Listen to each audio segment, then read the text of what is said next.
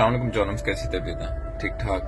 کاروبار کے سفر میں جتنی مشکلات میں نے دیکھی ہے وہ میرے قریبی دوست بہت اچھی طریقے سے جانتے ہیں. میرا سامنا ایسا بھی ہوا ہے کہ میں اکیلا اور سامنے 10 لوگ، اور 10 لوگوں نے مجھے تشدد کا نشانہ بنایا، جس میں ایک FIR بھی ہوئی اور وہ سارے بندے پکڑے گئے. پھر اس کے بعد 50 لوگوں نے مجھ سمیت، ہم میرے ساتھ 5 سے 10 لیبرز تھے کوادر میں. وہ ایک انسیڈنٹ آیا.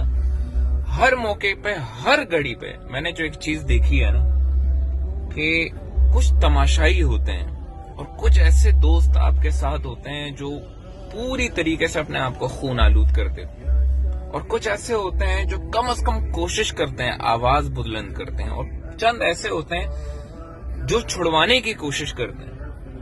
اس وقت جو فلسطین کے ساتھ ہو رہا ہے اور ایران نے جو آج رات کر دیا، وہ ایک بہت بڑا تماچا ہے ان تمام تر لوگوں کے منہ پر جو بچپن سے، کیونکہ میرا اپنا تعلق ایک سنی گھرانے سے، ہمیں یہی سکھایا گیا کہ بھائی ایران تو یہودی کا ایک ناجائز اولاد ہے، یہود تو پال ہی رہا ہے ایران کا، اور ایران مسلمانوں کا سب سے بڑا دشمن ہے. اور سب سے اچھا تو ماشاءاللہ سعودی ہے، کیونکہ خانہ کعبہ کی کنجی ان کے پاس ہے، ان کے خادم وہ ہیں. تو سب سے اچھے تو بھائی جو عربی ہے وہی ہے. جو قطر ہو گیا، UAE ہو گیا، سعودی عربیہ ہو گئے، یہ تو ماشاءاللہ جنت کے فرشتے ہیں. یہی سکھایا جاتا ہے. اور آج مجھے سمجھ میں آ رہا ہے کہ سکھانے کی بنیادی وجہ یہ ہے کہ جتنے بھی مدارس ہیں، ان کی جو فنڈنگ ہے وہ ہوتی ہی نہیں سعودی تیل کے پیسوں سے. تو اس سے جو نوجوان اور اس سے جو نئی نسل آتی ہے، پر ان کے دل اور دماغوں میں یہی ہوتا ہے کہ یہ تمہارا دشمن ہے اور یہ تمہارا دوست ہے.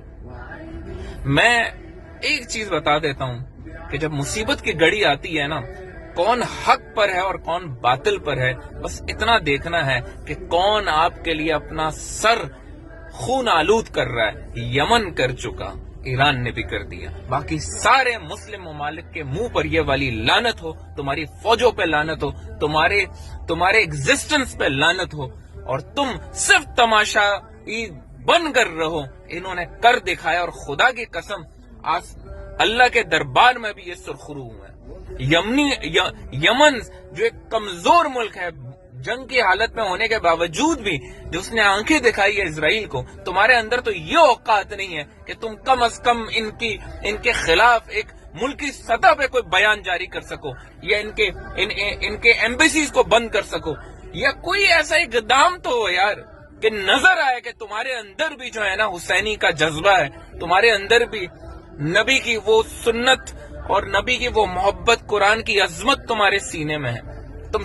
تم میں سے ہر ایک انسان جو آج ایران کو، اور یہ وہ بندہ بول رہا ہے جو ایک سنی گھرانے، کیونکہ میں سنی شیعہ کے ٹاپک پہ نہیں بلیو کرتا، میں اس سے بہت آگے جا چکا ہوں الحمدللہ.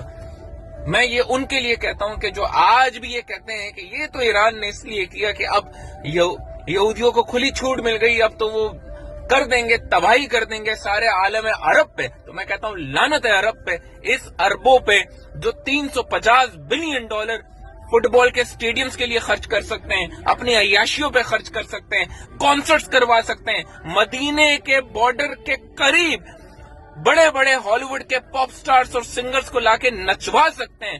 خدا کی قسم بیت المقدس کے بعد اگر کوئی ملک فتح اور آزاد ہونا چاہیے وہ خانہ کعبہ ہے. ان عربوں سے، ان ظالموں سے، ان بغیرتوں سے، کہ جن کو کوئی آج حق نہیں ہے. انہوں نے ہر وہ کام کیا ہے کہ جو نبی کی سنت کے خلاف ہے، جو نبی کی تعلیمات کے خلاف ہے. اور یقیناً میرا یہ دل ہے، یہ میرا ایمان ہے کہ ظہور مہدی کا وقت آ چکا. And today I feel the most happiest person کہ ایٹ لیسٹ حماس کے بعد کسی میں اتنی جرات تو تھی کہ جا کے اس کے گھر میں جا کر دھماکے کیے.